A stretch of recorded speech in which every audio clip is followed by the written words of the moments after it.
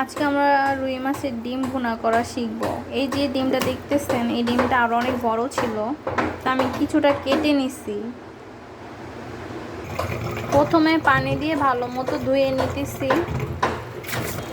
ডিমটাকে একটু ঘন করার জন্য প্রথমে এটাকে মতে মতে একটু গলিয়ে নিতে হবে। যেরকম যদি এটা দানাদার না থেকে যায়, এটা যদি একদম ঘন ঝুরঝুরা হয়, সেজন্য এটাকে ভালো মতো করে মতে নিতে হবে।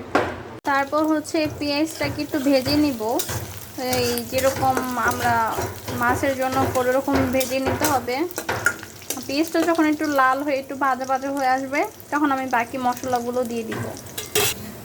আমি এখানে হলুদ, মরিচ, ধনিয়া গুঁড়া, জিরা গুঁড়ো দিয়ে নিয়েছি।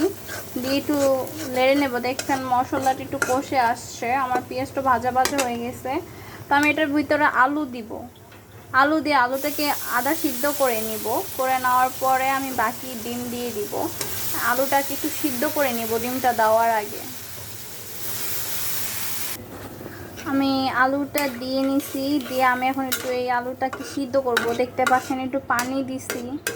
পানি দেওয়ার কারণটা হচ্ছে এটা একটু সিদ্ধ হবে। সিদ্ধ হলে আমি ডিমটা এটার মধ্যে দিয়ে দিব।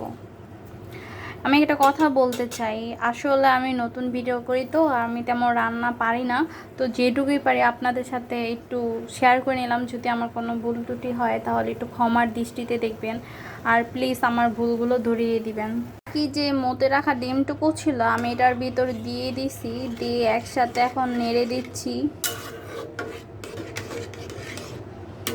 তারপর এটা যে পানিটা আছে, আমি পানি শুকানো পর্যন্ত অপেক্ষা করব।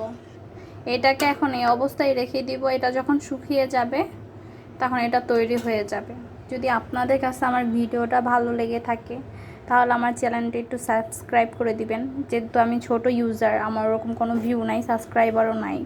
আপনারা প্লিজ একটু সাপোর্ট করে আমাকে উৎসাহ দিবেন।